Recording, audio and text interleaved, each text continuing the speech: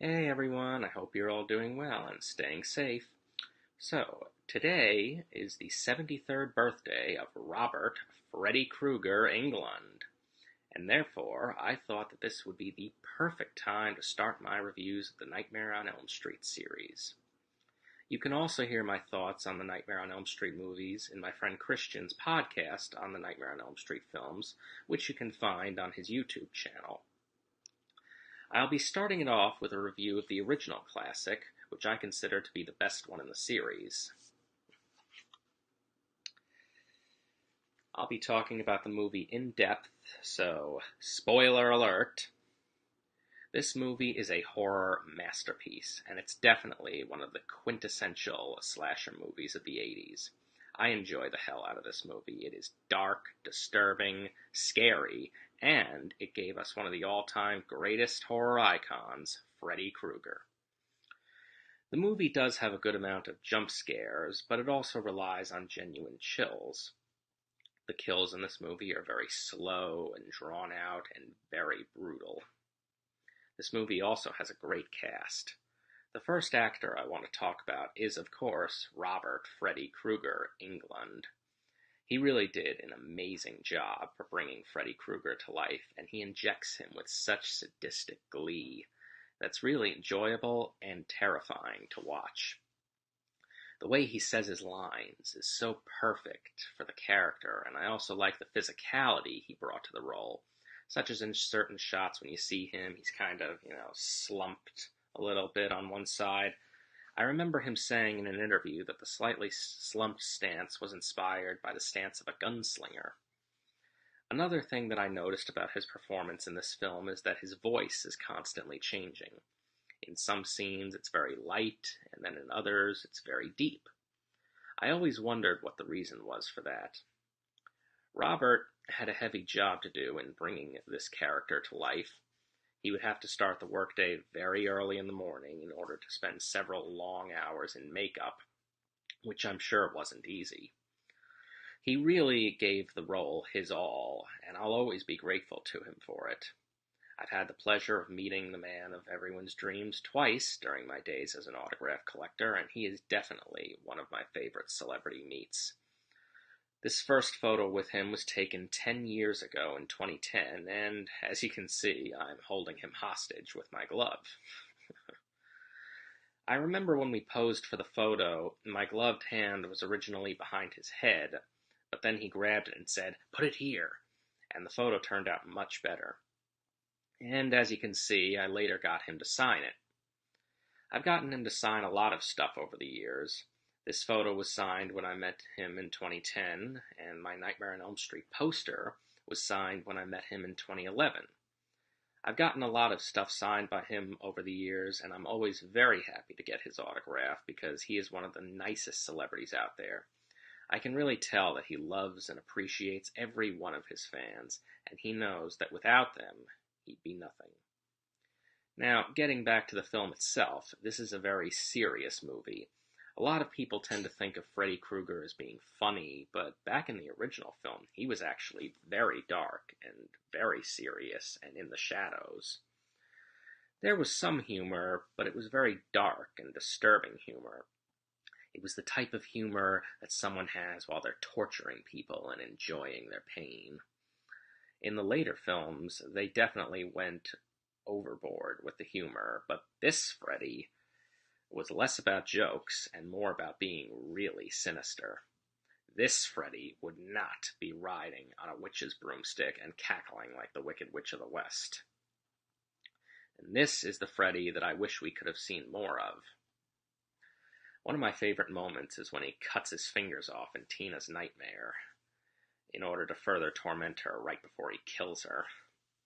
The look on his face is one of pure sadistic glee. It makes perfect sense that Freddy would be like that, since part of the inspiration for Freddy came from a creepy man who scared Wes Craven when he was a kid.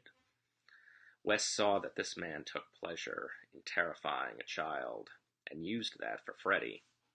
Freddy's sadistic nature is present throughout the film, as he's constantly tormenting the characters, besides just killing them. In some scenes, he pretends to be Tina calling for Nancy to help her, and in another, he leaves Glenn's bloody headphones in his boiler room for Nancy to find.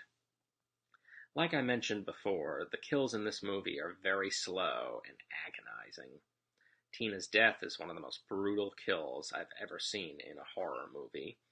I like how even though you can't see Freddy while she's being dragged up the ceiling, you can still hear his voice, so you know that he's there. I also want to mention that I love the character of Nancy Thompson. She's a great heroine and had a great amount of courage and determination, and Heather Langenkamp really did a great job giving her those qualities. I've met Heather twice, and she's really nice.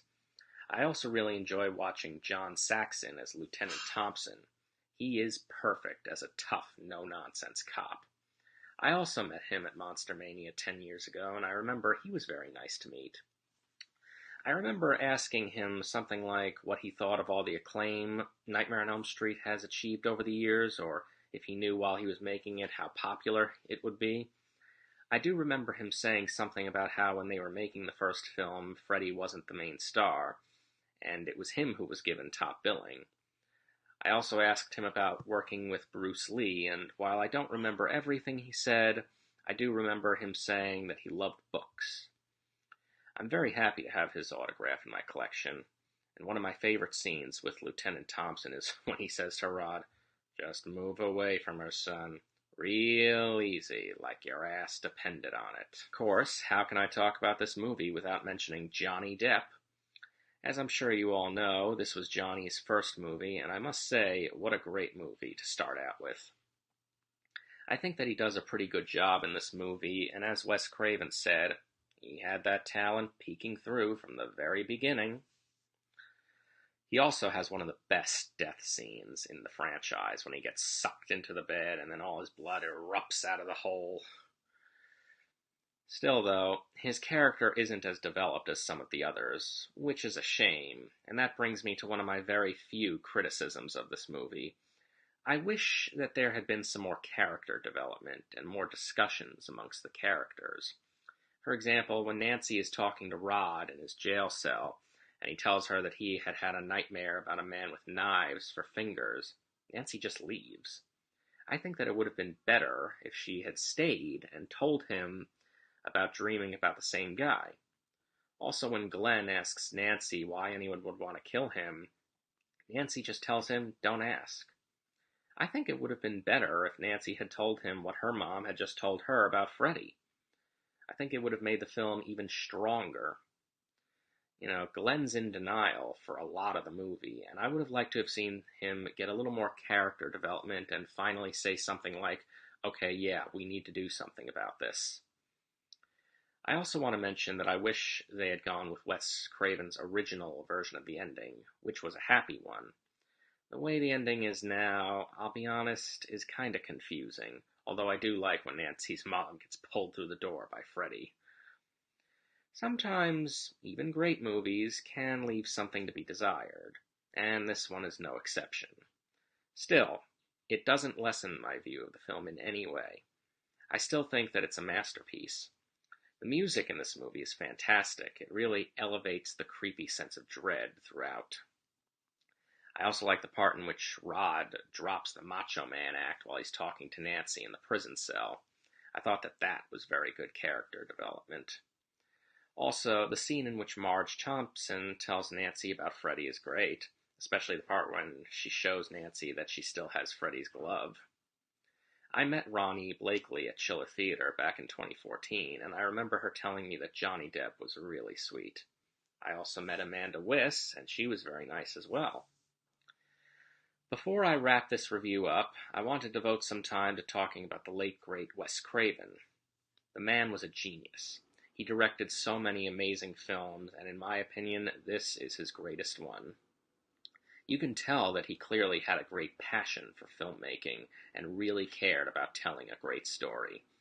I unfortunately never got the chance to meet him, but I did correspond with him through the mail a few times, and he was always great about responding.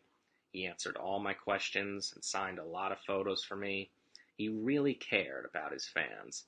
In one of his responses to my questions, He said that with Freddy, he created something that meant something to a lot of people, and that made him feel pretty darn good.